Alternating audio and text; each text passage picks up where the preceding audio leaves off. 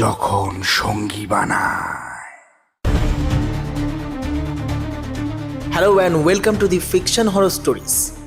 আজ তোমাদের জন্য থাকছে লেখিকা মৌরুই দাসের কলমে কাকা ভাইপো সিরিজের একটি গোয়েন্দা গল্প। এটি এই সিরিজের প্রথম গল্প। আজকের গল্পে কথকের ভূমিকায় থাকছে সৌরভ, গল্পের সূত্রধর আমি তনয় ঘোষ। তাহলে শুনতে থাকো আমাদের আজকের বিশেষ নিবেদন, লেখিকা মৌরুই দাসের কলমে একটি গোয়েন্দা গল্প, অপরাধীর ঘাঁটি। আমরা কিছু মাস আগে থেকে একটা নতুন উদ্যোগ শুরু করেছি, আর সেটা হলো গল্পে কিছু প্রশ্ন থাকবে। সঠিক উত্তরদাতাদের নাম আমরা পরবর্তীর গল্পের প্রথমে এবং শেষে বলবো। তাই ঝটপট কমেন্ট করে সেই প্রশ্নের উত্তর তোমরা আমাদের কমেন্ট বক্সে দিতে পারো। আমরা সব সময় তোমাদের কমেন্ট দেখি, আর গল্পের ব্যাপারেও তোমাদের মূল্যবান মতামত দেবে। তোমাদের মন্তব্য আমাদের জানাটা খুবই দরকার। তাই আর বেশি কথা নয়, আজকের গল্পের প্রশ্ন হলো, আঙ্কেলের স্টুডেন্টের নাম কি? আর একবার বলছি, আঙ্কেলের স্টুডেন্টের নাম কি? আর আগের গল্পে যারা সঠিক উত্তর দিয়েছেন তাদের নামগুলি হলো সোমনাথ রায়, রাহুল দে, সুশ দাস, সর্বাণী ব্যানার্জি, অঙ্কিতা মাঝি, আলী আব্বাস, বন্দিতা ভট্টাচার্য, সুব্রত, রথীন্দ্রনাথ ভট্টাচার্য, চৈতালি বেরা, হরাইজন, সুমিতা বোস, চয়নিকা গুপ্ত, মৈবেথুন লাইফস্টাইল, দেবজিৎ দত্ত, রত্না সিনহা। সবাইকে আমাদের সাথে থাকার জন্য অনেকটা ধন্যবাদ। জানি এবারেও তোমরা আমাদের সাথে থাকবে। দীর্ঘ কয়েক মাস চ্যানেলে কোনো গল্প আসেনি, তবে এবার গল্প আসবে। তাহলে শুরু হচ্ছে অপরাধীর ঘাঁটি গল্পটি।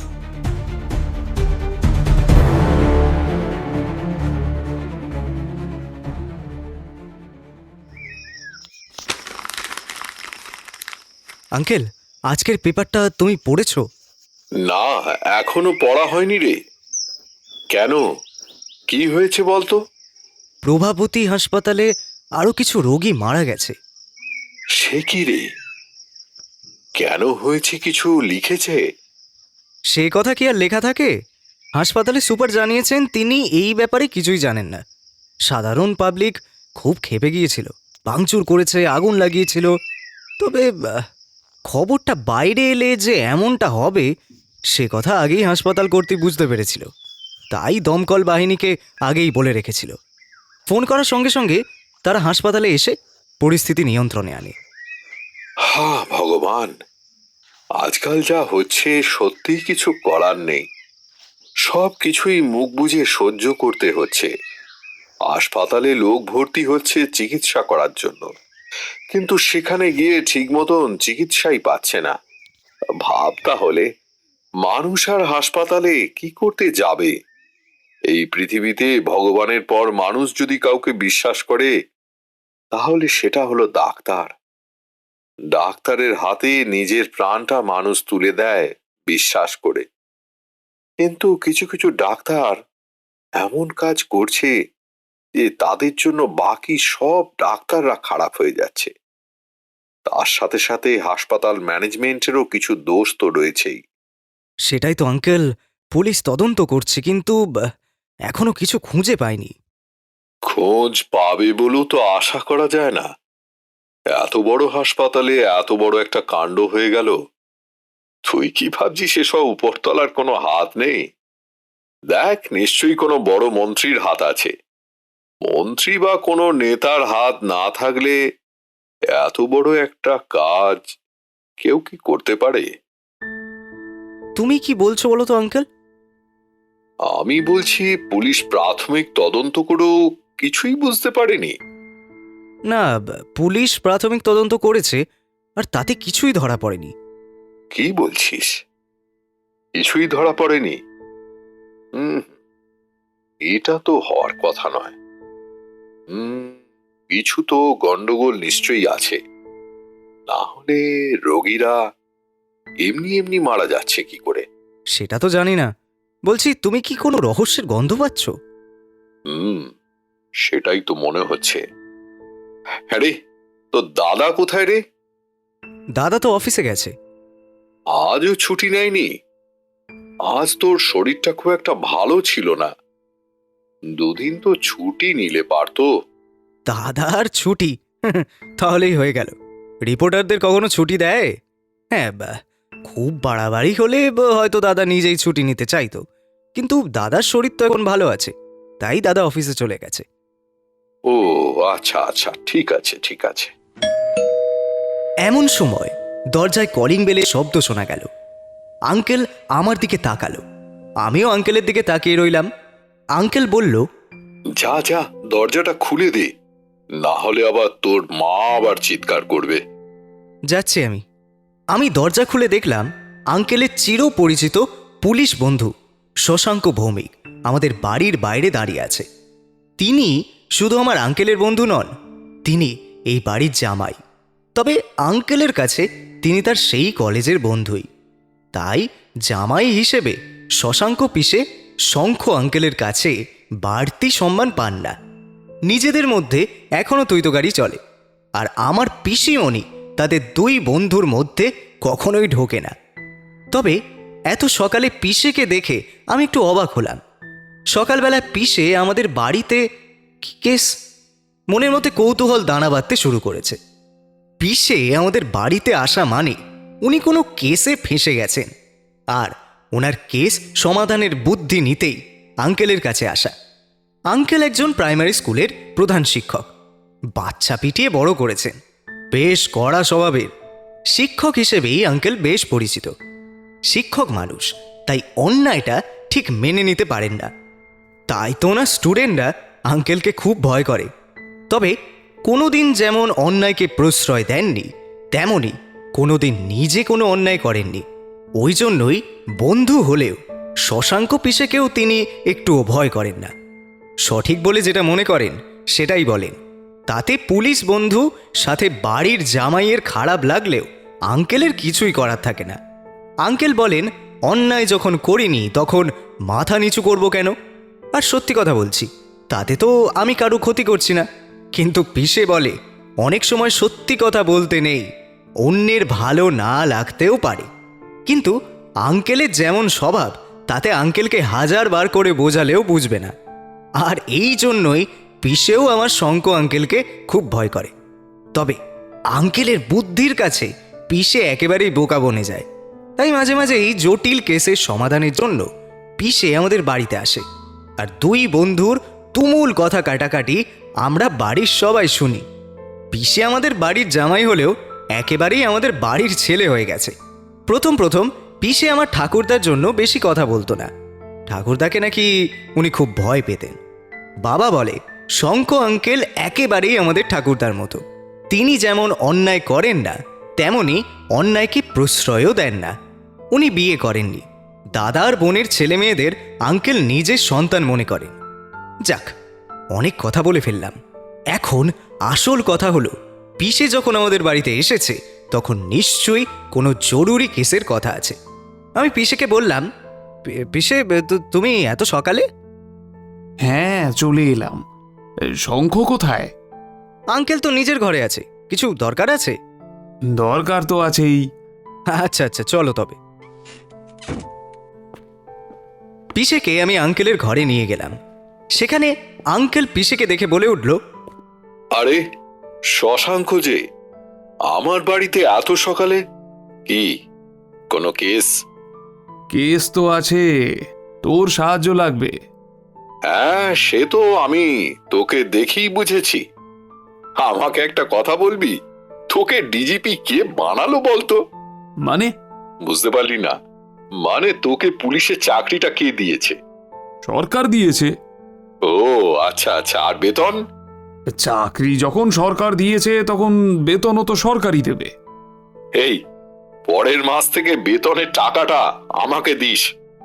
তোর কথা আমি বুঝতে পারছি না, তুই কি বলতে চাইছিস?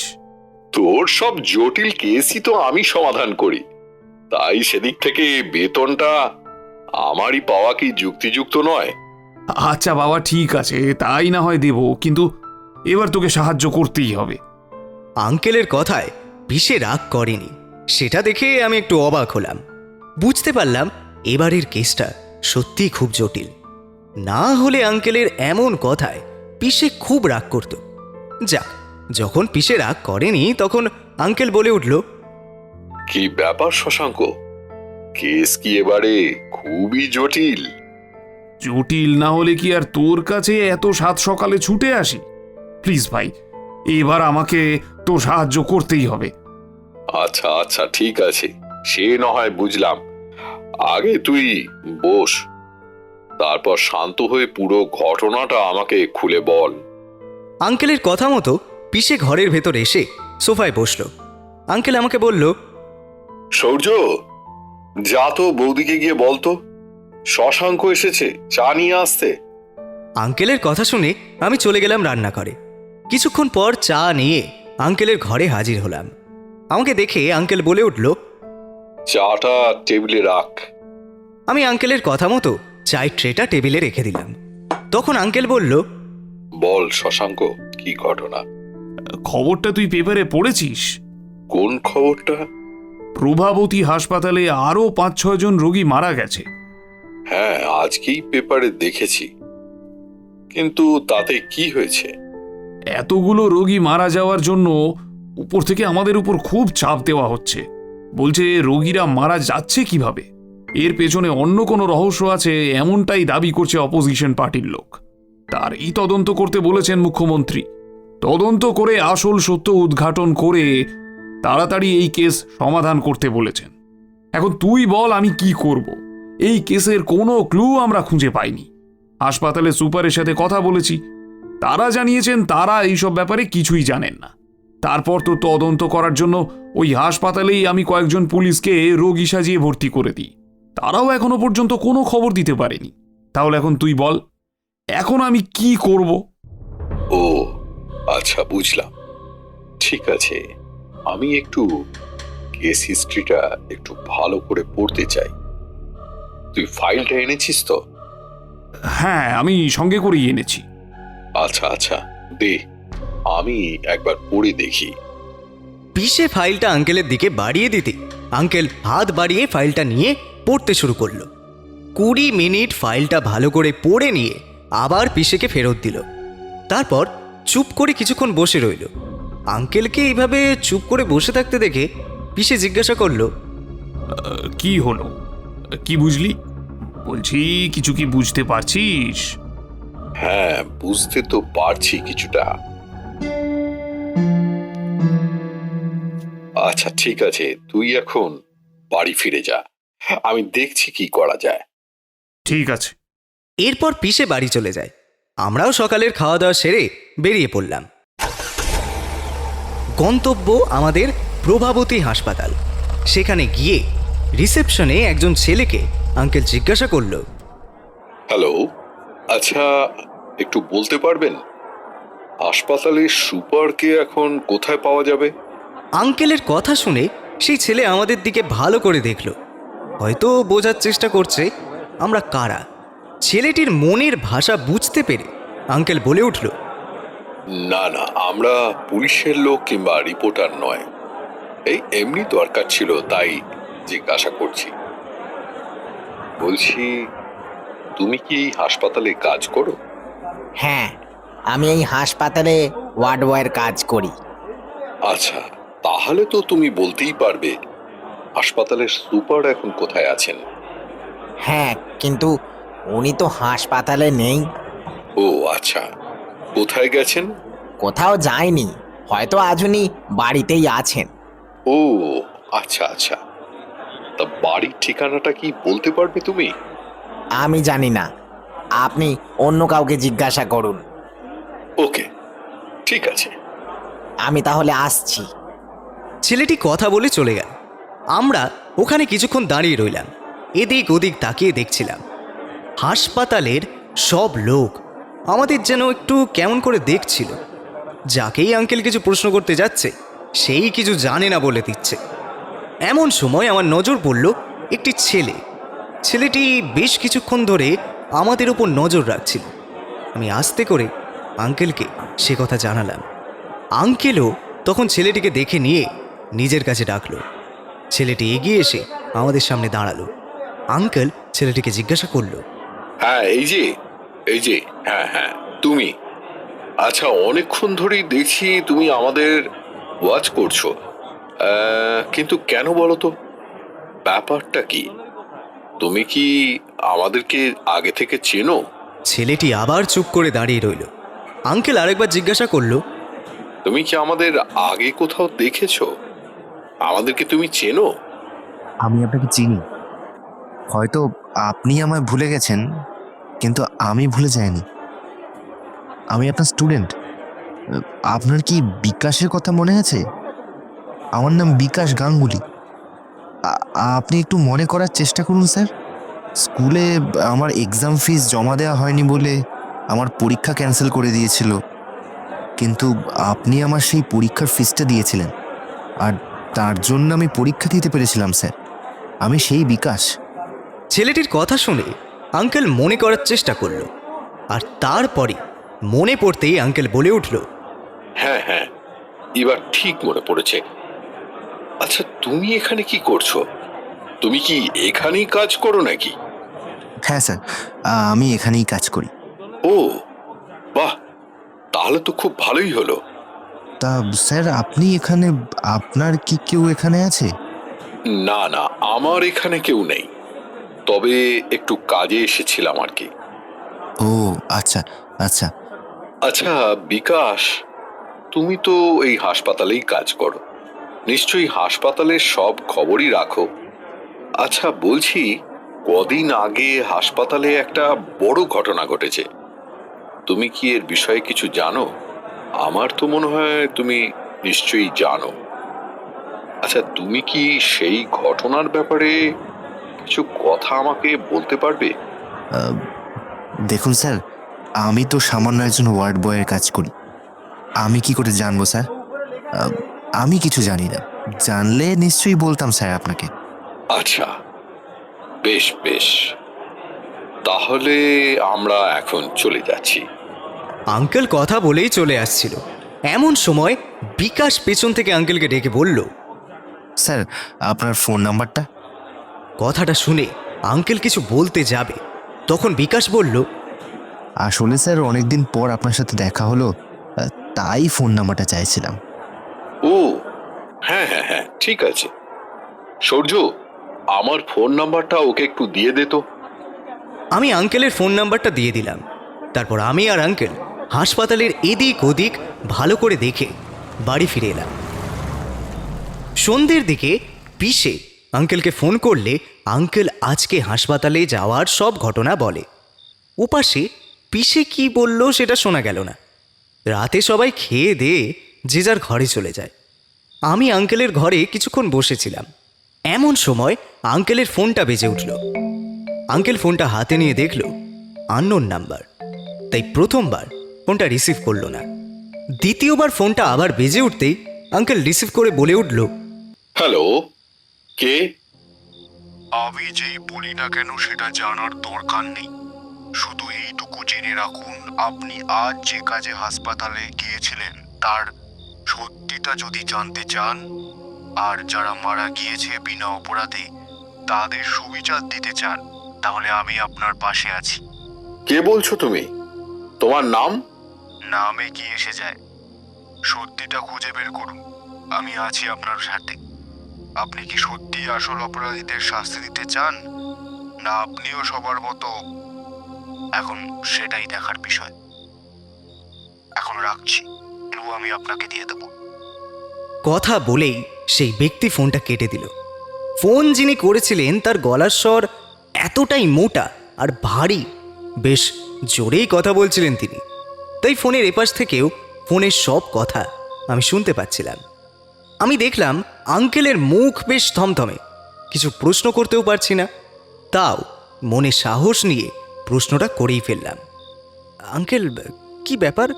কে ফোন করেছিল? নাম বলল?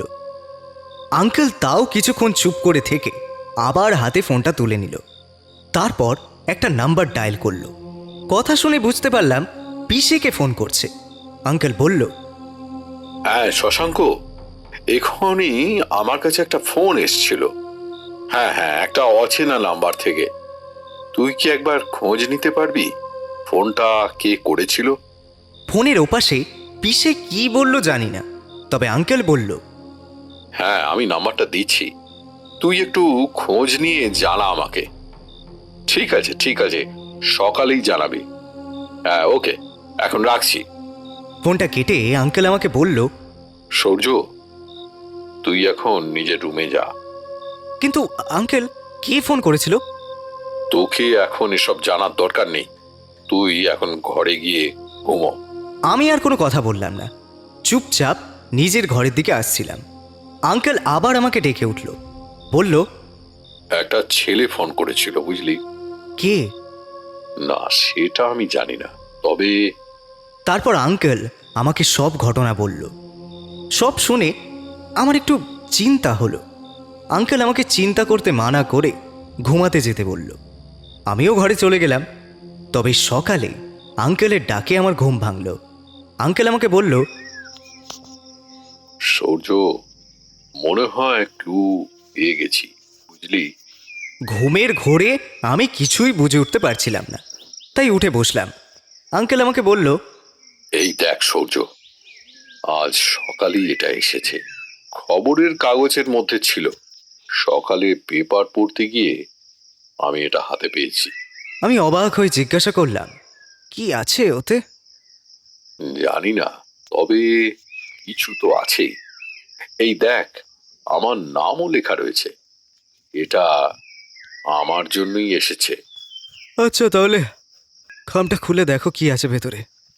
হ্যাঁ, ঠিক বলেছিস, দাঁড়া খুলে দেখি। এই বলে আঙ্কেল খামটা খুলে দেখতে শুরু করলো। দেখলাম খামের ভেতর একটা সিডি। কিন্তু সিডি কেন? আর কে পাঠালো এই সিডি? আঙ্কেলকে জিজ্ঞাসা করলাম, আঙ্কেল, এটা তো একটা সিডি, কি আছে ওতে আর কে পাঠিয়েছে? সেটা তো বাইরে থেকে বোঝা যাবে না, আর কি পাঠিয়েছে তার তো কোনো নামও এখানে লেখা নেই। নাম যে লেখা থাকবে না সেটা তো জানা কথা। আগে যা, তোর ল্যাপটপটা নিয়ে আয়, দেখি এতে কি আছে। ঠিক আছে আঙ্কেল, আমি নিয়ে আসছি।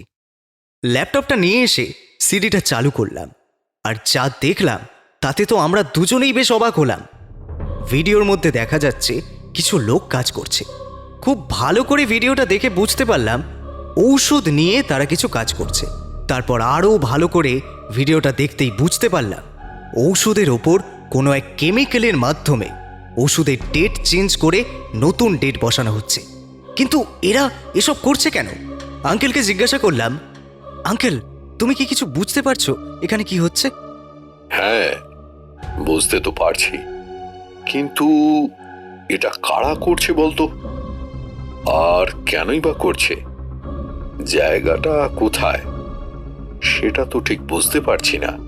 সেটা আমাদের খুঁজে বের করতে হবে আঙ্কেল। এর পেছনে অনেক বড় ষড়যন্ত্র আছে, বোঝাই যাচ্ছে। হ্যাঁ, সে তো আছেই, তা না হলে কি এতগুলো মানুষ এমনি এমনি মারা যায়? আচ্ছা চল, আমাদেরকে এখনই একটু বেরোতে হবে। কোথায় যাবে? হাসপাতাল। কি হবে ওখানে গিয়ে? আগের দিন তো দেখলে কেউ তো কিছু বললো না। হ্যাঁ, কিন্তু এবার সঙ্গে পুলিশ থাকবে। কে? ডিজিপি শশাঙ্ক ভৌমিক। পিসে? হ্যাঁ, তাই চল তাড়াতাড়ি। এরপর আমরা সকালের খাবার খেয়ে বেরিয়ে পড়লাম। রাস্তায় পিসে আমাদের গাড়িতে উঠিয়ে দিয়েছে। পিসেকে সিডির ব্যাপারে আঙ্কেল সব বলল, তবে এখনই কাউকে কিছু জানাতে বারণ করল। পিসে আঙ্কেলের কথায় রাজি হলো। রাতে কে আঙ্কেলকে ফোন করেছিল তার উত্তরে পিসে বলল সেটা নাকি জানা যায়, কারণ সিম কার্ডটা বিনা ডকুমেন্টে কেনা, তাই কে ফোন করেছিল সেটা জানা যায়। তারপর গেলাম সোজা হাসপাতালে। আজ হাসপাতালের সমস্ত ডাক্তার এবং সমস্ত কর্মীদের নিয়ে মিটিং হবে। তবে দুবার হবে মিটিং, একবার সকল ডাক্তারদের নিয়ে, আরেকবার হাসপাতালের সকল কর্মীদের নিয়ে। সেই রকম ব্যবস্থা করা হয়েছে। সকাল 9টায় আমরা হাসপাতালে এসে হাজির হলাম। তারপর হাসপাতালের একটা বড় কনফারেন্স রুমে সকল ডাক্তারদের জড়ো হতে বলা হলো। সেখানে আমরা 3 জন ছাড়াও ছিল আরও বেশ কিছু পুলিশ অফিসার। সবাইকে জানিয়ে দেওয়া হলো নিজেদের ফোনগুলো বন্ধ করে রাখতে। এই মিটিংয়ের ব্যাপারে বাইরের কাউকে কিছু জানাতে বারণ করলো পুলিশ অফিসাররা। হাসপাতালে মোট 15 জন ডাক্তার, তাদের সাথে ডিজিপি শশাঙ্ক ভৌমিক অর্থাৎ আমার পিসে একের পর এক প্রশ্ন ছুড়ে দিচ্ছেন ডাক্তারদের দিকে। পিসে প্রশ্ন করলো এক ডাক্তারকে, এত বড় একটা হাসপাতালে এইরকম একটা ঘটনা ঘটলো কিভাবে? তার উত্তর আছে আপনাদের কাছে? পিসের প্রশ্নে সব ডাক্তার চুপ করে রইল। তাই দেখে পিসে এবার জোর গলায় বলে উঠল, কি হলো, উত্তর দিন, না হলে এই ঘটনার দায় নিজেরা মাথা পেতে নিন। লকআপে যাওয়ার জন্য নিজেদের তৈরি করুন। এখনো বলছি, কি হয়েছিল ঘটনাটা আমাদের খুলে বলুন, না হলে এর যে কি পরিণতি হতে পারে তা আপনারা জানেন না। কিন্তু আমাদের বাধ্য করবেন না, না হলে সব কটা ডাক্তার একসাথে জেলে যাবে। আর হাসপাতালের ম্যানেজমেন্ট কে করেন? ওনারও গাফিলতি আছে। পিসের কথায় একজন লোক ভিড় ঠেলে সামনে এগিয়ে এলেন। পিসেকে এতটা রাগী আমি কোনোদিনও দেখিনি। আমার নিজেরই ভয় করছে পিসেকে। সেই লোক সামনে এগিয়ে এসে বলে উঠলেন, নমস্কার স্যার, আমি আশিস চক্রবর্তী।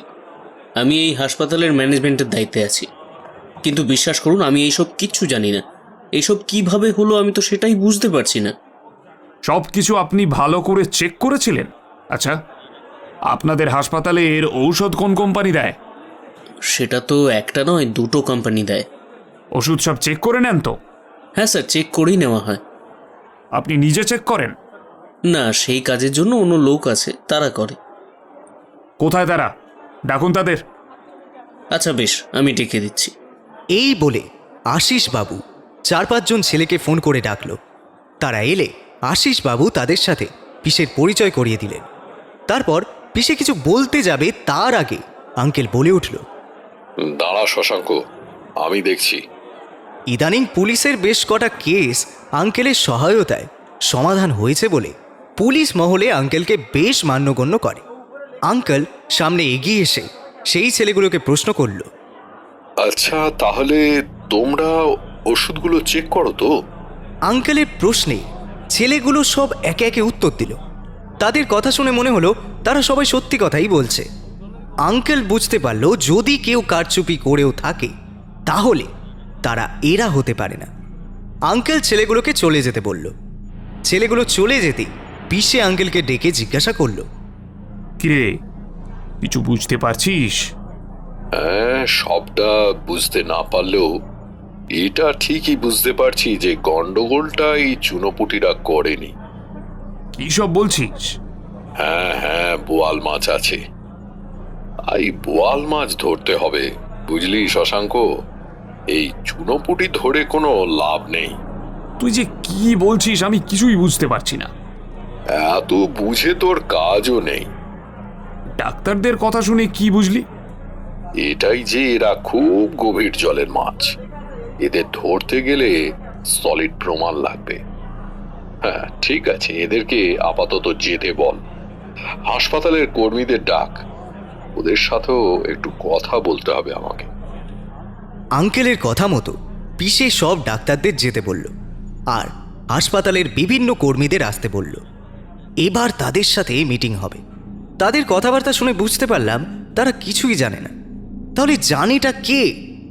আঙ্কেল আবার পিসেকে ইশারা করে সবাইকে যেতে বলল। সবাই চলে যাওয়ার পর সব পুলিশ অফিসাররা, আঙ্কেল, আমি, পিসে সেই কনফারেন্স রুমেই ছিলাম। আমাদের মধ্যে কথাবার্তা হচ্ছিল। সেই সময় পিসে বলে উঠল, তাহলে ওই মানুষগুলো মরলো কিভাবে? অপারেশন টেবিলে কিভাবে মারা গেল? সত্যি কি এটা একটা অ্যাক্সিডেন্ট না পরিকল্পিত মার্ডার?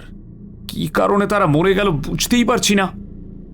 কারণটা তো নিশ্চয়ই আছে, কিন্তু সেই কারণটা আমাদের চোখের আড়ালে আছে। আড়াল থেকে কারণটাকে আমাদেরকে টেনে বার করতে হবে। হ্যাঁ, একটু সময় লাগবে ঠিকই, কিন্তু ঠিক বেরিয়ে আসবে কারণটা। তুই মাঝে মধ্যে কি যে কথাবার্তা বলিস তার মাথা মুন্ডু আমি কিছুই বুঝতে পারি না। পরিষ্কার করে বলবি ঠিক কি করতে চাইছিস? এবার সাধারণ পাবলিক কিন্তু খুব রেগে আছে।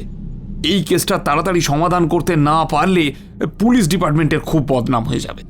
এই কদিনে দেখছিস তো পুলিশদের নিয়ে কি সব কথাবার্তা লেখালেখি হচ্ছে।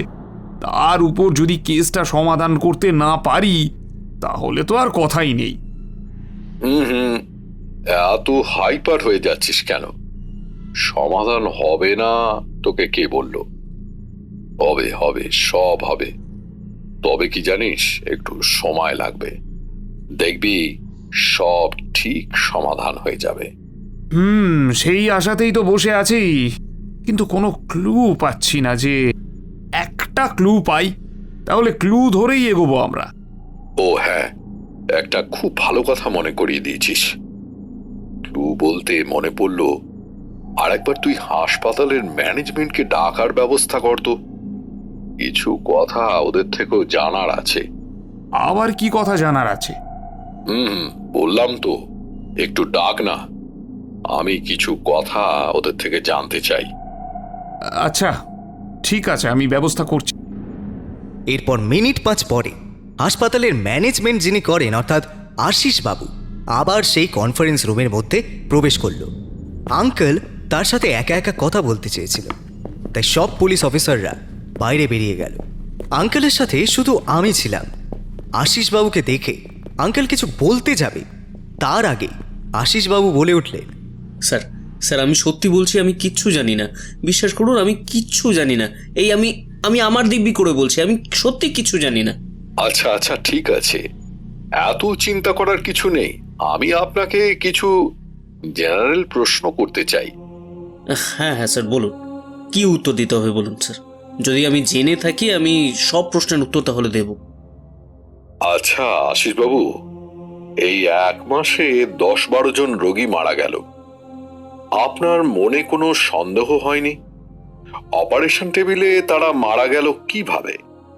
অপারেশনের আগে আপনারা রোগীর হার্ট, লিভার, কিডনি, প্রেশার ভালো করে চেক করেন না? না স্যার, সব কিছু ভালো করে চেক করা হয়। রোগীর হার্ট, প্রেশার, রক্ত চলাচল সব কিছু নর্মাল থাকলে তবেই অপারেশনের জন্য রেডি করা হয়। হ্যাঁ, সবকিছু এত ভালো করে চেক করা সত্ত্বেও কিন্তু অনেকে মারা গেছে। এসব কি এতটাই সহজ? কোনো গাফিলতি নেই বলছেন? হাসপাতালের কোনো ত্রুটি নেই? তাহলে রোগীরা মরল কিভাবে? একবারও কি ভেবে দেখেছেন এসব বিষয়গুলো? এটা যদি আমার আপনার পরিবারের সাথে হতো তখন কি করতেন? স্যার বিশ্বাস করুন, সন্দেহ যে হয়নি তা বলবো না, কিন্তু সন্দেহ হলেই তো আর কিছু করতে পারি না, প্রমাণ লাগবে। আর প্রমাণ আমি কোথায় পাবো বলুন? তবে একটা কথা আমি বলতে পারি, এই হাসপাতালের সমস্ত ডাক্তারদের অনেক ক্ষমতা, অনেক অনেক পার্টির নেতারা এই হাসপাতালে অনুদান দেয়, আর ডাক্তাররা তো তাদের কথায় ওঠে আর বসে। আচ্ছা, আপনার কাউকে সন্দেহ হয়? সন্দেহ হলেই যে তিনি দোষী এমনটা তো নাও হতে পারে। এর থেকে বেশি আমি আর কিছু বলতে পারবো না স্যার। হ্যাঁ, সে না হয় ঠিক আছে, কিন্তু তাও আপনি এমন কিছু কি দেখেছেন যা আপনার অস্বাভাবিক মনে হয়েছে? এই 1 মাসের মধ্যে এতগুলো রোগী মারা গেল, কিছু তো কারণ নিশ্চয়ই থাকবে।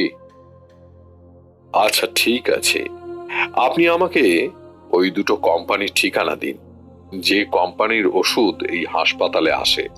আচ্ছা স্যার ঠিক আছে, আমি নামগুলো লিখে দিচ্ছি।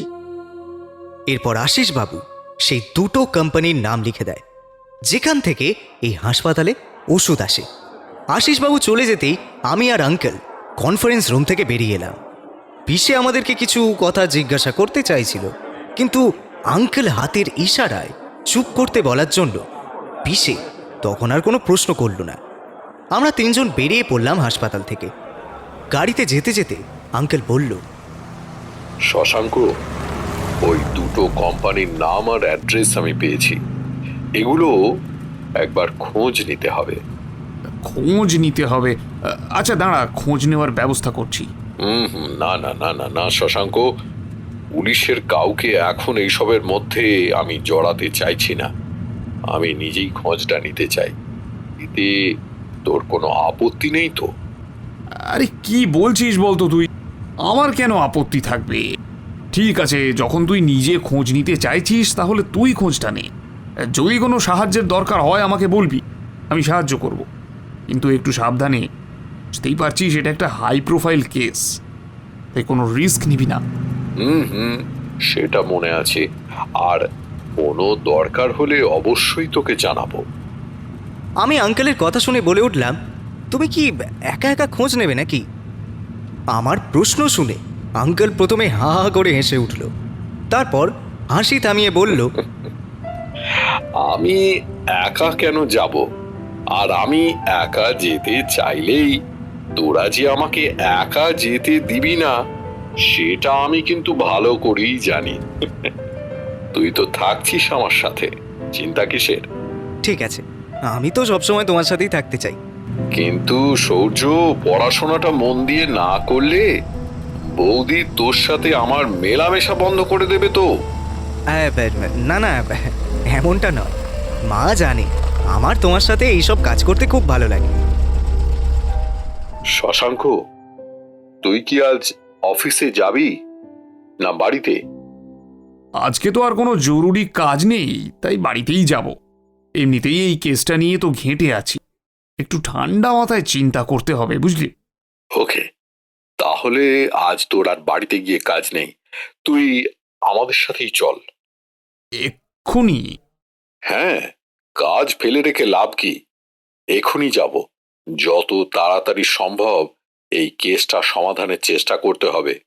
আচ্ছা ঠিক আছে, চল তবে। তারপর পিসে আমি আর আঙ্কেল বেরিয়ে পড়লাম সেই দুটো কোম্পানির উদ্দেশ্যে, যে কোম্পানি থেকে প্রভাবতী হাসপাতালে ওষুধ যায়।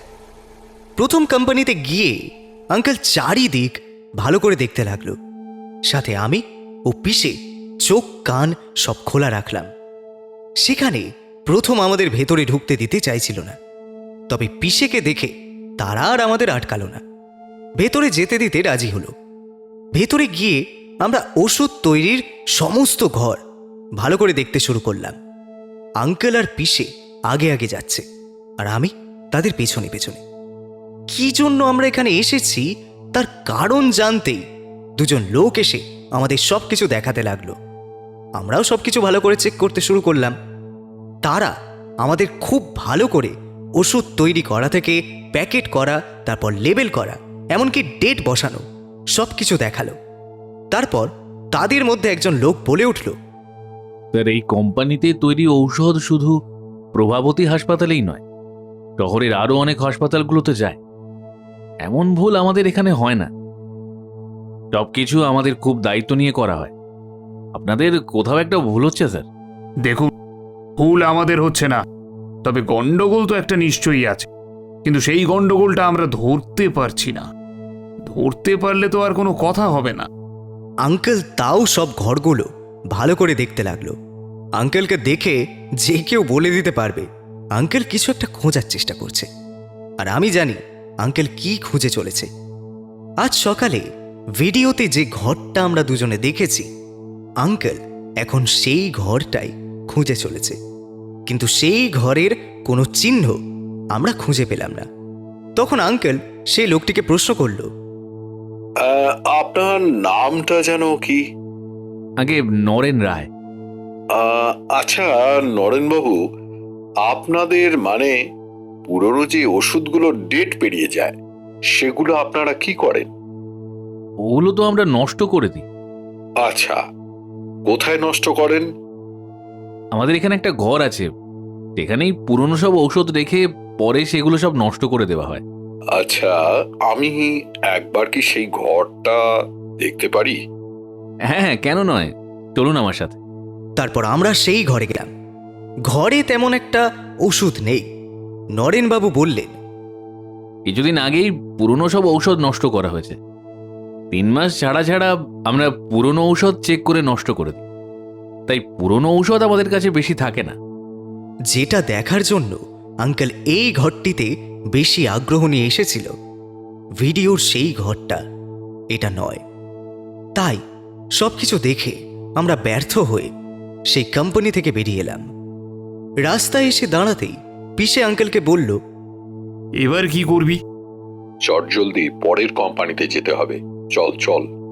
পরের ওষুধ তৈরির কোম্পানিতে আমরা গেলাম, কিন্তু সেখানে সব কিছু পারফেক্ট। এই সব করতে করতে দুপুর হয়ে যায়। আমরা বাড়ি ফিরে এলাম। পিসেকে ওনার বাড়িতে নামিয়ে দিয়ে এসেছি। দুপুরের খাবার খেয়ে আমি একটু ঘুমিয়ে পড়েছিলাম। বিকেলের দিকে আমার ঘুম ভাঙতেই আমি মাকে জিজ্ঞাসা করলাম আঙ্কেলের কথা। মা বলল, তোর আঙ্কেল একটু বেরিয়েছে। কোথায় গেছে, কিছু বলে গেছে? না, সেটা তো বলে গেল না, তবে বলল তাড়াতাড়ি ফিরে আসবে। আচ্ছা। তারপর আমি বাড়িতেই বসে আঙ্কেলের জন্য অপেক্ষা করলাম। কিন্তু বিকেল পেরিয়ে সন্ধ্যা হয়ে গেলেও আঙ্কেলের কোনো খবর পাওয়া গেল না। তখন সন্ধ্যে 7টা। আমি বাধ্য হয়ে পিসেকে ফোন করলাম। পিসেকে সব জানাতেই বেশ অবাক হলো। বলল, কোথায় যেতে পারে কোনো আইডিয়া আছে? না, বাড়িতে তো কিছু বলে যায়নি। মা তো আমাকে সেটাই বলল। কি জানি কোথায় গেল। অনেকটা সময় পেরিয়ে গেছে, তাই আমার খুব চিন্তা হচ্ছিল। ওই জন্যই তোমাকে ফোন করলাম। আচ্ছা ঠিক আছে, আমি দেখছি। বলছি, শঙ্খ তো নিজের ফোনটা নিয়ে গেছে। তা তো নিয়ে যাওয়ার কথা, বাড়িতে তো দেখতে পেলাম না। আচ্ছা ঠিক আছে, তুই চিন্তা করিস না, আমি দেখছি কি করা যায়। এর কিছুক্ষণ পর পিসে আমাকে ফোন করলো আর বলল, শঙ্কর ফোনটা তো ওই দ্বিতীয় কোম্পানি, মানে যেই কোম্পানিতে আমরা ওষুধ দেখতে গিয়েছিলাম সেইখানে ফোনের লোকেশন দেখাচ্ছে। সবটা শুনে আমি বললাম, এখন আঙ্কেল ওখানে কি করতে গেছে? আমার ব্যাপারটা ঠিক লাগছে না। পিসে পিসে একবার কি ওখানে যাবে? তাহলে আমিও যাব তোমার সাথে। হ্যাঁ, ব্যাপারটা তো আমারও ঠিক লাগছে না। আচ্ছা ঠিক আছে, তুই তৈরি হয়ে থানায় চলে আয়। আমি থানাতেই আছি, এখান থেকেই দুজনে একসাথে বেরিয়ে পড়বো। ঠিক আছে, আমি এক্ষুনি বেরিয়ে যাচ্ছি। এরপর আমি আর পিসে দুজনে বেরিয়ে পড়লাম আঙ্কেলকে খোঁজার উদ্দেশ্যে। দ্বিতীয় সেই কোম্পানিতে গেলাম, কিন্তু সেখানে গিয়ে আঙ্কেলের কোনো খোঁজ পেলাম না। কিন্তু পিসে বলল, শঙ্কর ফোনের লোকেশন কিন্তু এখানেই দেখাচ্ছে। আপনারা মিথ্যা কথা বলছেন। কি লুকানোর চেষ্টা করছেন বলুন আমাদের। শঙ্খ কোথায় আছে বলুন বলছি।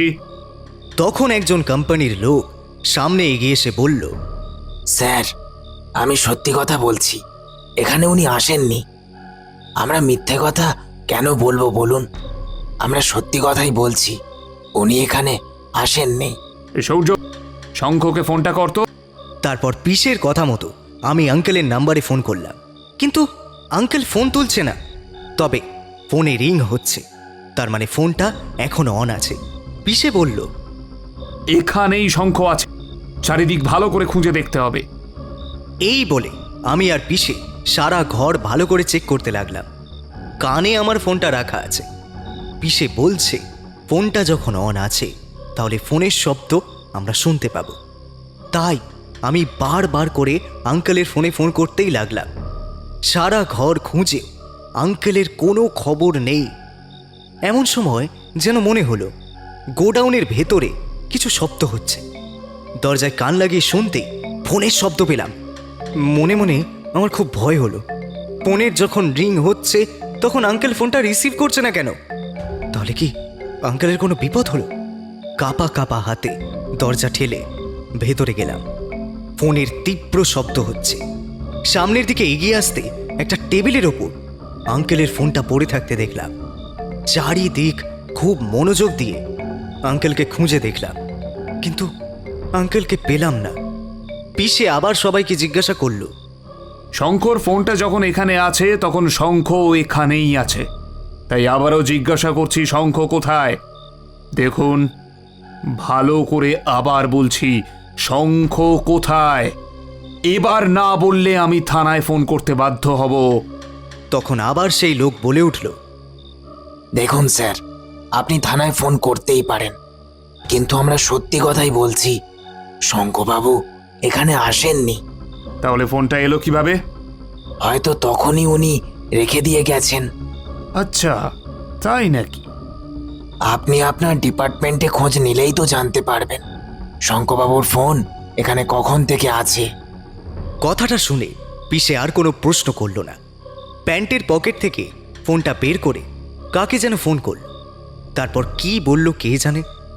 ফোনটা কেটে পিসে বলে উঠল, ফোনটা এখানে সকাল থেকেই আছে। ফোনের লোকেশন দুপুর থেকে এখানেই দেখাচ্ছে। সব শুনে আমি বললাম, তাহলে আঙ্কেল এখানে আসেনি।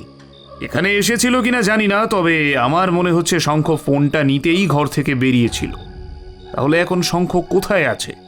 রাস্তায় কোনো বিপদ হলো নাকি? পিসে কথাগুলো বলে কিছুক্ষণ চুপ করে আবারও নিজেকে শক্ত করে বলে উঠল, এখন আমরা চলে যাচ্ছি, কিন্তু যদি জানতে পারি শঙ্খ এখানে এসেছিল আর আপনারা সবাই মিলে ওর ক্ষতি করার চেষ্টা করেছেন, তখন সবার পরিণাম খুব খারাপ হবে। তাই খুব সাবধান। কিন্তু পিসেমশাই, সত্যি যদি আঙ্কেল এখানে এসে থাকে আর ওনারা যদি আঙ্কেলের কোনো ক্ষতি করে থাকে, তখন পরে সব কিছু জানলেও তো অনেক দেরি হয়ে যাবে। তখন তো আর আঙ্কেলকে বাঁচাতে পারবো না। কি করব এখন আমরা? তোর কথা আমি বুঝতে পারছি, কিন্তু এছাড়া তো আর আমাদের কোনো উপায় নেই। চলো একবার বাইরেটা ভালো করে খুঁজে দেখি। তারপর আমরা বাইরেটা ভালো করে খুঁজতে লাগলাম, কিন্তু আঙ্কেলের কোনো চিহ্ন আমরা পেলাম না। তাই বাধ্য হয়ে আমাদের সেখান থেকে চলে আসতেই হলো। মনটা আমার খুব খারাপ। বাড়ি থেকে ইতিমধ্যে অনেকগুলো ফোন চলে এসেছে। একবার শুধু ফোন রিসিভ করে বলে দিয়েছি পিসে আমার সাথে আছে। আঙ্কেলের কথা জিজ্ঞাসা করার আগে আমি ফোন কেটে দিয়েছি। গাড়িতে চেপে এদিক ওদিক ভালো করে লক্ষ্য করছি। আঙ্কেল তো এতটা দায়িত্ব জ্ঞানহীন মানুষ নন। আঙ্কেল জানে বাড়ির সবাই চিন্তা করবে, তাই কারোর না কারোর ফোন নিয়ে বাড়িতে নিশ্চয়ই ফোন করত। যখন করেনি, তার মানে সত্যি আঙ্কেলের কোনো বিপদ হয়েছে। মনটা আমার খুব কু গাইছে। জানি না অদূর ভবিষ্যতে কি লেখা আছে। আঙ্কেলের অনুপস্থিতির কথা ভেবে আমার এখন সারা শরীর ঠান্ডা হয়ে যাচ্ছে। মাথা কোনো কাজ করছে না, কিছু বুঝতে পারছি না। আঙ্কেল গেল কোথায়? কাঁপা কাঁপা গলায় পিসেকে বললাম, পিসে একবার হাসপাতালে খোঁজ নিলে হতো না? আমার কথা শুনে পিসে কাউকে যেন ফোন করে হাসপাতালে খোঁজ নিতে বলল। আমরাও আশেপাশের কিছু নার্সিংহোমে খোঁজ নিতে শুরু করলাম।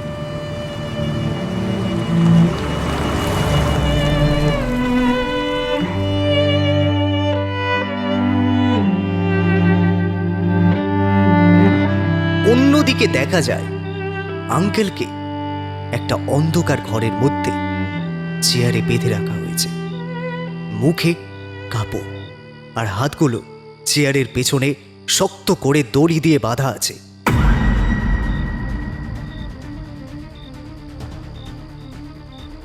ঘরটা পুরোপুরি অন্ধকার দেখে বোঝা গেল আঙ্কেলের হয়তো চোখ বন্ধ করে মাথা নিচু করে বসে আছে।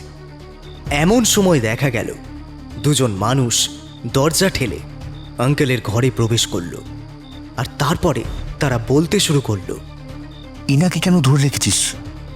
তোর কি মাথা খারাপ? যদি আবার কোনো গন্ডগোল হয় তখন আমি কিন্তু আর সামলাতে পারবো না, এই আমি বলে দিলাম। আরে আমি কি ওনাকে সাধে ধরে রেখেছি? চাইনি তো, কিন্তু উনি যা বাড়াবাড়ি শুরু করেছেন তাতে আমাকে এটা করতেই হয়েছে। উনি ফলো করতে করতে এখানে চলে এসেছিলেন, আমাদের গোডাউন, আমাদের আড্ডাখানা সব কিছু জেনে গিয়েছেন। ওনাকে আর এইভাবে ছেড়ে দেওয়াটা আমার ঠিক বলে মনে হলো না, তাই তো ওনাকে বেঁধে রেখেছি। কিন্তু এরপর কি করবি? কিছু মাথায় রেখেছিস? দেখ, আমি তো এটাই বলছি, ওনাকে বাইরে ছাড়লে আমাদের ক্ষতি হবে, এটা একেবারে শিওর, কারণ উনি অনেক কিছু জেনে গেছেন। তাহলে কি করতে চাইছিস? আমাদের বিপদ যেন না হয় সেই ব্যবস্থা তো করতে হবে। হ্যাঁ, সেটা বুঝতে পারছি, কিন্তু তুই কি ওনাকে শেষ করে দিতে চাইছিস? হ্যাঁ, ওনাকে মেরে লাশটা একেবারে গুম করে দিতে হবে। পুলিশ যেন কোনো প্রমাণ না পায় সেই ব্যবস্থা করতে হবে, না হলে কেঁচো খুঁড়তে গিয়ে কেউটে বেরিয়ে আসবে। পুলিশ ঔষধের দিকটা খতিয়ে দেখছে, এবার ঔষধ দেখতে দেখতে যদি আমাদের আসল কারণটা কোনো রকমভাবে পুলিশ জানতে পেরে যায়, তাহলে আমাদের আর রক্ষে নেই। তাই সমস্ত ঘটনাটা ধামাচাপা দেওয়ার জন্য এনাকে আমাদের দুনিয়া থেকে সরিয়ে দিতেই হবে। কিন্তু স্যারদের একবার জানাবি না? স্যারদের জানিয়ে কি হবে? না, তাও একবার জানানো দরকার বলে মনে হচ্ছে আমার। আমি একবার ফোন করে দেখছি। কথাগুলো বলে একটি ছেলে কাউকে যেন ফোন করলো। ফোন কাটতে আরেকজন ছেলে জিজ্ঞাসা করলো, কি বললো? বললেন ওনারা আসছেন, তবে একটু রাত হবে। সবাই আসছে নাকি? হ্যাঁ। আচ্ছা, ঠিক আছে। এমন সময় দেখা গেল আঙ্কেল যেন একটু নড়ে চড়ে উঠল। অন্ধকারের মধ্যে দাঁড়িয়ে থাকা দুজন ছেলের মধ্যে একজন ছেলে আস্তে করে বলে উঠল, আস্তে কথা বল, মনে হচ্ছে ওনার জ্ঞান ফিরছে, তাই আস্তে কথা বল। মুখে কাপড় বাঁধার জন্য আঙ্কেল স্পষ্ট করে কোনো কথা বলতে পারছে না, তাই মুখ দিয়ে গুঁই গুঁই শব্দ করছে। সেটা শুনতে পেয়ে একজন ছেলে বলে উঠল, মনে হচ্ছে কিছু বলতে চাইছে। তোর তাতে কি? না, তাও কি বলতে চাইছে শুনবো না? না, শোনার কোনো দরকার নেই। তাও আঙ্কেল কথা বলার চেষ্টা করছে। সেই ছেলে এবার আর কোনো বারণ না শুনে আঙ্কেলের মুখের বাঁধন খুলে দিলে আঙ্কেল আস্তে আস্তে বলে উঠল, জল, জল, কেউ আমাকে একটু জল দেবে? ও, খুব তেষ্টা পেয়েছে, একটু জল, একটু। আঙ্কেলের এই কথা শুনে সেই ছেলে বলে উঠল, জল চাইছে, কি করব? দেওয়ার দরকার নেই। না রে, মরার আগে কেউ জল চাইলে তাকে জল দিতে হয়। আমরা তো পাপ কাজ করি, এই পুণ্যটা করতে দে। যা যা, তোর বেশি পাপ পুণ্যের খেয়াল। তুই জলটা দিয়ে আয়। জলটা নিয়ে এসে ছেলেটা আঙ্কেলের মুখের কাছে ধরতেই আঙ্কেল ঢকঢক করে জলটা খেয়ে নিল। তারপর কিছুক্ষণ চোখ বন্ধ করে নিজেকে স্বাভাবিক করার চেষ্টা করল। আর তখনই পেছন থেকে একজন ছেলে বলে উঠল, খেয়ে নিন, খেয়ে নিন, এটাই হয়তো আপনার শেষ জল খাওয়া। আর হয়তো কোনোদিন জল খেতে পারবেন না, কারণ আপনার যে টিকিট কাটা হয়ে গেছে স্বর্গে যাওয়ার, তাই তৈরি হয়ে নিন মৃত্যুর জন্য। মৃত্যুর কথা শুনে আঙ্কেল প্রথমে কিছুক্ষণ চুপ করে গেল। বুঝতে পারল এখানে কিছু তো গন্ডগোল আছে। চোখ বন্ধ করে মনে করার চেষ্টা করল আগের ঘটনা। মনে পড়তেই আঙ্কেল বলল, আমি বুঝতে পারছি না তোমরা কারা, কি করতে চাইছো, আমাকে এখানে কেন নিয়ে এসেছো, আমি কি করেছি তোমাদের, আর তোমরা কারা? দেখুন মাস্টার মশাই, ছাত্র পেটানোই আপনার কাজ, এই তদন্তটা আপনার কাজ নয়। আপনি কেন এসব করছেন? বেকার বেকার এই ঝামেলায় জড়িয়ে পড়েছেন। আর দেখুন তো, শুধু শুধু প্রাণটা খোয়াতে হচ্ছে। এসব কি আপনাকে মানায়? তোমরা কি বলো তো, প্লিজ প্লিজ আমার হাতের বাঁধন খুলে দাও। মাস্টার মশাই, মুখের বাঁধন খুলে দিয়েছি, এর মানে এটা নয় যে হাতের বাঁধনটাও খুলে দেব। তাই বেশি কথা নয়, আপনার সময় শেষ হয়ে এসেছে। বেশি কথা বলে আর কোনো লাভ হবে না। আরে বলতে দে রে, আর তোমার তো কিছুক্ষণ, তারপর তো সারা জীবনের জন্য চুপ হয়েই যাবে। সেই সময়টা একটু কথা বলতে দে বেচারাকে। কথাগুলো বলতে বলতে দুটো ছেলে হা হা করে হেসে উঠল। আঙ্কেল বুঝতে পারছে না এখান থেকে সে বাড়ি ফিরবে কিভাবে, আর এরা কারা। আঙ্কেলকে চুপ করে থাকতে দেখে একজন ছেলে বলে উঠল, কি ভাবছেন মাস্টার মশাই? আবার কোনো প্ল্যান করছেন নাকি? কিন্তু তাও আপনাকে বলে রাখি, প্ল্যান করে আর কোনো লাভ হবে না। যে আপনার যে সময় চলে এসেছে, মরতে তো আপনাকে হবেই। অনেক ভেবে আঙ্কেলের মাথা একটা বুদ্ধি আসে, আর তখন বলে উঠল, দেখো, তোমরা যখন সিদ্ধান্ত নিয়েছো যে আমাকে মেরেই ফেলবে, তখন আমার একটা শেষ ইচ্ছা রাখবে। দেখুন, যদি বলেন যে ছেড়ে দিতে, তাহলে সেটা পারবো না, এটা আগেই বলে দিলাম। ছেড়ে দেওয়ার বদলে আপনি যা খুশি বলতে পারেন, সেটা আমাদের সম্ভব হলে নিশ্চয়ই রাখবো। এই, তুই কি বলছিস বলতো? কি ইচ্ছে রাখবি তুই? আচ্ছা, দেখি না উনি কি বলেন। তুই যে কি করতে চাইছিস আমি বুঝতে পারছি না। তুই দাঁড়ান না, নিন বলুন কি বলতে চান। বলছিলাম, মৃত্যুর আগে আমি 1 প্লেট বিরিয়ানি খেতে চাই। কি? বিরিয়ানি? হ্যাঁ হ্যাঁ, মৃত্যুর আগে 1 প্লেট বিরিয়ানি আমি খেতে চাই। আজব মাস্টার মশাই আপনি। মৃত্যুর আগে কারোর যে এমন শেষ ইচ্ছে থাকতে পারে আমি তো ভাবতেও পারি না। ওসব হবে না। হ্যাঁ, এইটাই আমার শেষ ইচ্ছে। শোন না, আমি বলি কি, খেতেই তো চেয়েছে, এনে দিই না। বিরিয়ানি খেতে চেয়েছে, আর এখান থেকে দোকান কত দূর তুই জানিস? হ্যাঁ জানি তো। তাহলে কে যাবে এখন? আমি যেতে পারবো না। তোর বেশি দরদ, তুই যা। আচ্ছা ঠিক আছে। প্রভাত রজনী রেস্টুরেন্টের বিরিয়ানি খাবো। হ্যাঁ, ওই দোকানের বিরিয়ানি আমার খুব পছন্দের। নে আরো ইচ্ছে পূরণ কর, প্রভাত রজনী রেস্টুরেন্টের বিরিয়ানি খাবে। যা এবার। যাচ্ছি যাচ্ছি। এরপর সেই ছেলেটি ঘরের দরজা বন্ধ করে দিয়ে চলে গেল। ছেলেটি বাইরে যেতে গাড়ির শব্দ হলো। পাক্কা 1 ঘন্টার পর ছেলেটি বিরিয়ানি নিয়ে ঘরের মধ্যে ঢুকল। বিরিয়ানির গন্ধে ঘরটা ভরে গেল। একটা প্লেটে ঢেলে আঙ্কেলকে খেতে দিল। হাত বাঁধা থাকার কারণে সে খেতে পাচ্ছিল না, তাই আঙ্কেল বলল, আমি খাবো কিভাবে? আমি হাতটা খুলে দেবো। হ্যাঁ, তারপর উনি আমাদের দুজনকে ধরে ধরে পেটাক। আরে না না, এই বুড়ো হাড়ে এত জোর নেই। কিছুদিন পর রিটায়ার নেব। আমাকে ভয় পাওয়ার দরকার নেই তোমাদের। খুলে দাও, খুলে দাও। আমি একা মানুষ আর তোমরা দুজন জোয়ান ছেলে। আমার গায়ের জোরের থেকে তোমাদের শরীরের শক্তি অনেক অনেক বেশি। প্লিজ দাও, খুলে দাও। মন ভরে শেষবারের মতন বিরিয়ানিটা একটু খেয়ে নি, আর তারপর তো আর খেতেই পাবো না। কথাগুলো শুনে অন্য ছেলেটি আর কোনো কথা বলল না। অপর ছেলেটি হাতের বাঁধন খুলে দিল। মন ভরে আঙ্কেল বিরিয়ানি খেল। তারপর বলল, তোমাদেরকে অনেক ধন্যবাদ। হ্যাঁ, এবার মরার জন্য প্রস্তুত হন। স্যাররা তো এখনো এলেন না। স্যাররা? এই কথাটি শুনে আঙ্কেল মনে মনে ভাবল, স্যাররা কেন বললো? তাহলে কি এদের পেছনে আরো অনেক লোক আছে নাকি? কে কে আছে এদের পেছনে? ফোন কর, বেশি দেরি করা ঠিক হবে না। আচ্ছা ঠিক আছে, আমি ফোন করছি। ছেলেটি ফোন করতেই যাবে, এমন সময় দরজা ঠেলে ভেতরে প্রবেশ করল 4-5 জন ব্যক্তি।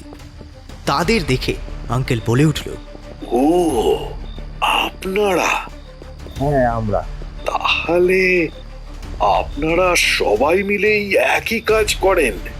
দাঁড়ান মাস্টার মশাই, আপনি তো এখনো জানেন না আমরা কি করি। কেন? আমি জানি এক্সপায়ারি হয়ে যাওয়া ওষুধগুলো আপনারা ডেট বদলে সেগুলো আবার রোগীদের দেন, এটাই তো? আঙ্কেলের কথা শুনে সেখানে উপস্থিত সকলে হেসে উঠল। আর তার মধ্যে আরেকজন বলে উঠল, এটা তো আপনাদের বিভ্রান্ত করার একটা চাল ছিল আমাদের।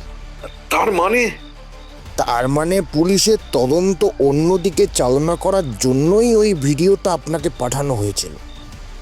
ওষুধের কোনো গন্ডগোল হয়নি, গন্ডগোলটা অন্য জায়গায়। অন্য জায়গায় বলতে? মানে যারা মারা গেছে তাদের আমরা মেরেছি, কারণ তারা না মারা গেলে আমাদের সব পর্দা ফাঁস হয়ে যেত। আঙ্কেল অবাক চোখে তাকিয়ে রইল। তখন আরেকজন বলল, আসলে তাদের অর্গানগুলো আমাদের দরকার ছিল, সেজন্যই তাদের আমরা মেরেছি। তবে ঘটনাটা এমনভাবে সাজানো হয়েছিল যে বাড়ির লোক বুঝেছিল অত্যাধিক অসুস্থতার জন্য পেশেন্ট মুভ করতে পারেনি, তাই হার্ট অ্যাটাক হয়ে মারা গিয়েছে। কিন্তু আসল ঘটনা এটাই ছিল, এই অর্গানগুলো আমরা বাইরে চালান করে দিতাম। ছি ছি, আপনারা ডাক্তার? আমার ভাবতেও অবাক লাগছে। মানুষ আপনাদের ভগবান মনে করে, আর আপনারা সামান্য কিছু টাকার বিনিময়ে এত বড় পাপ কাজ করেন। আপনাদের আর কেউ বাঁচাতে পারবে না। শাস্তি পাওয়ার জন্য এবার তৈরি হন। কথাগুলো শুনেই সবাই আবার হেসে উঠল। তখন একজন ডাক্তার বলে ওঠেন, কে শাস্তি দেবে? আপনি? তখন আবার তারা হাসল। এমন সময় দরজা ঠেলে পুলিশের লোক ভেতরে প্রবেশ করল। পুলিশ দেখে সবাই খুব অবাক। তখন পিষে বলে উঠল, শাস্তি তো এবার আইন দেবে। টাকার নেশা কিভাবে কাটাতে হয় সেটাই পুলিশ খুব ভালো করে জানে। ছি, আপনাদের লজ্জা হয় না? এইভাবে মানুষ খুন করেন আপনারা? বলুন বলুন, আর কে কে আছে আপনাদের সাথে? কারোর মুখ দিয়ে কোনো কথা বের হচ্ছে না। তখন পিষে আবার বলল, মুখ কিভাবে খোলাতে হয় আমরা খুব ভালো করে জানি। এখন ভালোই ভালোই বলবেন, আর কে কে আছে আপনাদের সাথে? তখন একজন ডাক্তার বলে উঠলেন, বিহিত শিল্পপতি নিহারঞ্জন গুপ্ত আর ML শান্তিরঞ্জন ঘোষ দুজনেই আছেন। তারপর সকলে নিজেদের দোষ স্বীকার করেন। পুলিশ সবাইকে গ্রেপ্তার করে নিয়ে যায়। তবে একজনকে গ্রেপ্তার করার সময় আঙ্কেল বলে উঠল, বিকাশকে গ্রেপ্তার করিস না শশাঙ্ক। নামটা শুনে আমি একটু অবাক হলাম। বিকাশ, আঙ্কেলের স্টুডেন্ট। বিকাশ নিজের মুখ থেকে মাস্কটা খুলে দিল।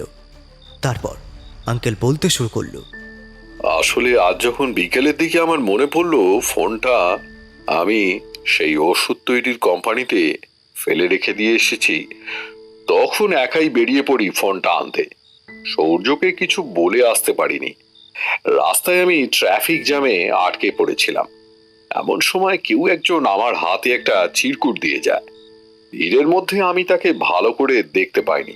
তারপর চিরকুটটা খুলে আমি দেখতে পেলাম একটা ঠিকানা, যাতে লেখা ছিল, প্রমাণ যদি পেতে চান তাহলে এক্ষুনি এই ঠিকানায় পৌঁছে যান। আর আমিও সেই মতো সেই ঠিকানাতে পৌঁছে যাই। কিন্তু এখানে এসে আমি আর কাউকে দেখতে পাইনি। আমি ভাবলাম, এখানে একা আসাটা কি ঠিক হলো আমার? আমাকে ফাঁসানোর জন্য কোনো প্ল্যান নয় তো এটা।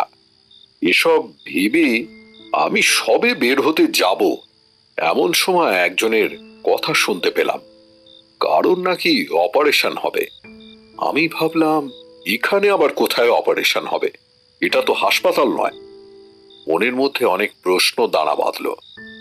লুকিয়ে তার কথা শোনার চেষ্টা করলাম। হ্যাঁ, আর এতেই বুঝতে পারলাম, হাসপাতালে যেসব রোগীদের অর্গান বের করে নেওয়া হয় তাদের নাকি প্রথমেই এখানে আনা হয়, কিন্তু কিভাবে আনা হয় সেটা আমি জানি না। আমার মনে হলো হাসপাতালের কোনো গুপ্ত রাস্তা আছে, আর সেই রাস্তা দিয়েই রোগীদের এখানে আনা হয় সকলের নজর এড়িয়ে। তারপর অপারেশন করে আবার তাদেরকে হাসপাতালে নিয়ে যাওয়া হয়। ব্যাপারটা আমি ঠিক করে বুঝতে পারিনি, তাই ভালোভাবে শোনার জন্য একটু এগিয়ে আসতেই আমার হাতে লেগে একটা জিনিস মাটিতে পড়ে যায়, আর তখনই একটা ছেলে এসে আমাকে ধরে ফেলে। তারপর আমাকে এখানে অজ্ঞান করে বেঁধে রাখে। জ্ঞান ফিরতে দুটো ছেলেকে আমি চোখের সামনে দেখতে পাই। বিকাশকে তো আমি চিনতে পারিনি, কারণ তার মুখে মাস্ক ছিল। কিন্তু জল খাওয়ার সময় বিকাশ আমার কাছে এসে আস্তে করে বলে, স্যার আমি বিকাশ। আমি এখানে কেন সে ঘটনা না হয় আমি পরে বলবো, কিন্তু আপনি এমন কিছু করুন যাতে আমাকে বাইরে যেতে হয়, আমি তাহলে আপনাকে বাঁচাতে পারবো। বিকাশের কথা শুনে কিন্তু আমি প্রথমে কিছুই বুঝতে পারছিলাম না। শুধু বিকাশের কথাটা আমি মনে মনে ভাবছিলাম, কি এমন বলা যায় যার জন্য বিকাশকে বাইরে পাঠানো যায়। আর ঠিক তখনই আমার বিরিয়ানি খাওয়ার কথা মনে পড়ে। সেই জন্য আমি বিরিয়ানি আনার কথা বলি, আর সহজেই বিকাশ বাইরে যায় আর তোদেরকে খবর দেয়। হ্যাঁ, কেউ একটা আমাদের ফোন করেছিল, আর সেজন্যই আমরা এখানে এসেছি। সেই জন্যই তো তোকে বলছি, বিকাশকে গ্রেপ্তার করিস না। বিকাশের জন্যই আমি আজ প্রাণে বেঁচে গেছি। কিন্তু স্যার আমি একজন অপরাধী, আমি এইসব কাজে যুক্ত ছিলাম। আমি যুক্ত হতে চাইনি, কিন্তু আমার অনেক টাকার দরকার ছিল। মায়ের ভারী অসুখ হয়েছিল, সেই অসুখের জন্য অনেক টাকা দরকার, আর সেই টাকাটা এই ডাক্তাররা আমায় দিয়েছিল। তার বদলে আমাকে এনারা এসব খারাপ কাজ করিয়েছে, আমি বাধ্য এসব কাজ করেছি। আপনি যখন হাসপাতালে প্রথম দিন আসেন, সেদিন আমার সাথে আপনাকে কথা বলতে একজন ডাক্তার দেখেছিল, তাই ওরা আমাকে বলেছিল ভুল তথ্য দিয়ে তদন্ত অন্যদিকে ঘোরাতে। ওই জন্যই আমি ভুল একটা ভিডিওর সিডি আপনার বাড়িতে রেখে এসেছিলাম, আর ট্রাফিক জ্যামে চিরকুটটা আমি আপনাকে দিয়েছিলাম সত্যিটা উদ্ঘাটনের জন্য। ঠিক আছে বিকাশ, তোমার কথা আমি শুনলাম, কিন্তু তুমি যেহেতু অন্যায়ের সাথে যুক্ত ছিলে, তাই শাস্তি তোমাকেও পেতে হবে। কিন্তু আমি মহামান্য আদালতের কাছে তোমার নামে সুপারিশ করব যেন শাস্তিটা একটু কম হয়। সব কিছু মিটে যাওয়ার পর আঙ্কেলকে নিয়ে আমরা গাড়িতে এসে বসলাম। তারপর আমি বললাম, এভাবে তোমার এতটা রিস্ক নেওয়া উচিত হয়নি। বাড়ির গাড়িটা পর্যন্ত তুমি নিয়ে বের হওনি। তোমার যদি আজ কিছু হয়ে যেত, তখন কি হতো তুমি বুঝতে পারছো? রিল্যাক্স রিল্যাক্স সূর্য, রিল্যাক্স, কুল ডাউন। আমি জানি এতটা রিস্ক নেওয়া আমার উচিত হয়নি, কিন্তু সত্যটা তো সবার সামনে আসার দরকার ছিল। সত্যটা সামনে এসেছে, এতে আমিও খুশি আর তুইও। হ্যাঁ, তুমি তো খুশি হবেই। আর আমি কত চিন্তা করছিলাম তুমি জানো? আচ্ছা আচ্ছা, আর চিন্তা করতে হবে না তোকে, চল আমি ঠিক আছি। আর যখন তুই আমার সাথে আছিস তখন কে আমার কি ক্ষতি করবে? ঠিক আছে ঠিক আছে, আর ভোলাতে হবে না। আমার কথা শুনে আঙ্কেল আর পিসে হেসে উঠল। তাদের হাসি দেখে আমিও হেসে উঠলাম।